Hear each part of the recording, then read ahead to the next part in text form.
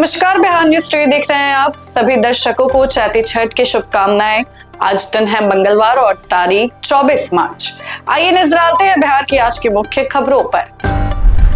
अनंत सिंह को जमानत, बोले हमें साजिश में फंसाया गया। मोकामा विधायक अनंत सिंह को दुलारचंद यादव हत्याकांड में 4 महीने बाद पटना हाईकोर्ट से जमानत मिल गई। जेल से बाहर आकर उन्होंने खुद को निर्दोष बताया और कहा कि घटना के समय वे 4 किलोमीटर दूर थे। रिहाई के बाद समर्थकों ने उनका जोरदार स्वागत किया। इस मामले को लेकर अब सियासी हलचल भी तेज हो गई है। सीएम नीतीश ने कैमूर में 300 करोड़ की योजनाओं का शुभारंभ किया। मुख्यमंत्री नीतीश कुमार ने कैमूर के चैनपुर प्रखंड के नौगड़ा गांव में करीब 300 करोड़ की योजनाओं का उद्घाटन और शिलान्यास किया। समृद्धि यात्रा के तहत वे कैमूर पहुंचे। इस दौरान मंत्री विजय चौधरी ने कहा कि आगे भी बिहार में सरकार नीतीश कुमार के नेतृत्व में ही बनेगी। बिहार की जेलों में बनेंगे नए आवास, 89 करोड़ होंगे खर्च। बिहार के 21 जेलों में 44 नए आवासीय भवन बनाए जाएंगे।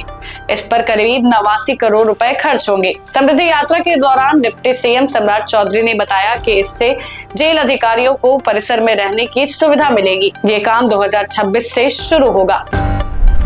जेडीयू अध्यक्ष बने नीतीश कुमार, निर्विरोध जीत। जेडीयू अध्यक्ष पद के लिए नामांकन वापसी के बाद सिर्फ नीतीश कुमार का नाम ही बचा। ऐसे में उन्हें निर्विरोध अध्यक्ष चुना गया है।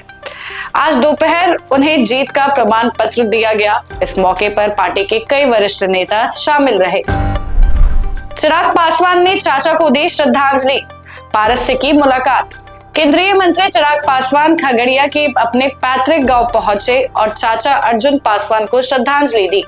इस दौरान उन्होंने बड़ी मां का आशीर्वाद लिया और भावुक हो गए। मौके पर पशुपति कुमार पारस भी मौजूद थे, जिससे चिराग की मुलाकात हुई और उन्होंने पैर छूकर आशीर्वाद लिया। दोनों के बीच कुछ देर बातचीत भी हुई। सरकारी कर्मचारियों के लिए नया छुट्टी सिस्टम लागू। बिहार में सरकारी कर्मचारियों के लिए छुट्टी का नया सिस्टम लागू किया गया है। अब सभी को HRMS पोर्टल के जरिए ही छुट्टी के लिए आवेदन करना होगा। बिना बैलेंस अपडेट के भी आवेदन किया जा सकेगा, जिसकी जिम्मेदारी अधिकारियों को होगी। इससे प्रक्रिया आसान और पारदर्शी बनेगी। LPG संकट से बदला हॉस्टल का खाना, छात्राओं को हो रही परेशानी। मगध महिला कॉलेज में गैस की कमी के कारण हॉस्टल का मेन्यू बदल दिया गया है। पहले जहां 3000 रोटियां बनती थी, अब सिर्फ 500 ही रोटी बन रही है और रोटी सिर्फ जरूरतमंद छात्राओं को ही दी जा रही है। सुबह नाश्ते में पोहा या ब्रेड दिया जा रहा है, जबकि ज्यादातर भोजन में चावल शामिल है। गैस की कमी के कारण खाना चूल्हे पर बन रहा है, जिससे काफी दिक्कतें हो रही हैं। शिवहर DDC पर निगरानी की रेड, कई ठिकानों पर छापेमारी। निगरानी विभाग ने शिवहर की DDC ब्रजेश कुमार के खिलाफ बड़ी कार्रवाई करते हुए कई जगहों पर एक साथ छापेमारी की। शिवहर, मोतिहारी और पटना स्थित ठिकानों पर जांच में कई दस्तावेज और संदिग्ध लेन देन के सुराग मिले हैं।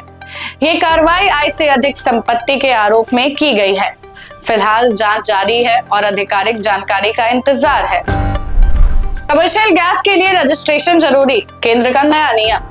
अब होटल, ढाबा और रेस्टोरेंट को कमर्शियल गैस सिलेंडर के लिए OMC में रजिस्ट्रेशन करना जरूरी होगा। बिना रजिस्ट्रेशन के गैस नहीं मिलेगा। इस फैसले का मकसद घरेलू गैस के दुरुपयोग को रोकना और सही आपूर्ति सुनिश्चित करना है। नियम नहीं मानने वालों पर कार्रवाई भी होगी। राजस्व वसूली में पीछे 10 जिलों पर सख्ती, 7 दिन का अल्टीमेटम। बिहार सरकार ने राजस्व वसूली में पीछे चल रहे 10 जिलों पर सख्ती दिखाई है। इन जिलों को 7 दिन में लक्ष्य पूरा करने का निर्देश दिया गया है। समय पर वसूली नहीं होने पर अधिकारियों पर कार्रवाई की चेतावनी दी गई है। वित्तीय वर्ष खत्म होने से पहले सरकार ने दबाव बढ़ा दिया है। बोरिंग रोड चौराहा बना स्मार्ट और खूबसूरत, लगा कोबरा फाउंटेन। पटना के बोरिंग रोड चौराहे का नया रूप तैयार हो गया है, जहां बड़े स्तर पर सौंदर्यीकरण किया गया है।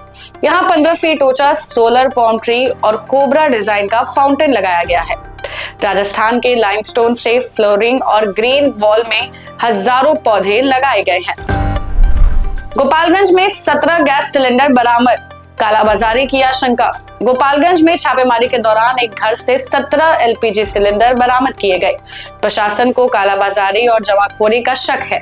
मौके पर कोई व्यक्ति नहीं मिला, लेकिन सिलेंडर जब्त कर लिया गया है और जांच शुरू है। अधिकारियों का कहना है कि दोषियों पर सख्त कार्रवाई होगी। पटना से मुंबई के लिए सीधी फ्लाइट, नई फ्लाइट की टाइमिंग तय। पटना से सफर होगा आसान। अब पहली बार पटना एयरपोर्ट से नवी मुंबई के लिए सीधी फ्लाइट सेवा शुरू होने जा रही है। ये नई सेवा 29 मार्च से शुरू होगी, जिससे यात्रियों को सफर करने में काफी आसानी होगी। इस नई फ्लाइट सेवा का संचालन इंडिगो कंपनी करेगी। जानकारी के मुताबिक ये फ्लाइट हफ्ते के 7 दिन चलेगी। बिल्डरों को बड़ी राहत, अब आसान हुआ कंपनी रजिस्ट्रेशन। बिहार सरकार ने बिल्डरों के लिए कंपनी रजिस्ट्रेशन प्रक्रिया आसान कर दी है। अब साल भर में कभी भी रजिस्ट्रेशन कराया जा सकेगा और प्रक्रिया को सरल बनाया गया है। इससे रियल एस्टेट सेक्टर को बढ़ावा मिलेगा और काम में तेजी आएगी। सरकार का मकसद निवेश बढ़ाना और शहरी विकास को गति देना है। बिहार में मौसम बदला, बारिश और तेज हवा का अलर्ट। बिहार में 26 मार्च के बाद मौसम बदलने वाला है। कई जिलों में हल्की बारिश, तेज हवा और वज्रपात की संभावना है। हवा की रफ्तार 40 से 50 किलोमीटर प्रति घंटा तक पहुंच सकती है। इससे तापमान में गिरावट आएगी और गर्मी से राहत मिलेगी। फिलहाल के लिए बस इतना ही। बाकी की अपडेट्स के लिए बने रहे बिहार न्यूज टुडे के साथ। तब तक के लिए धन्यवाद।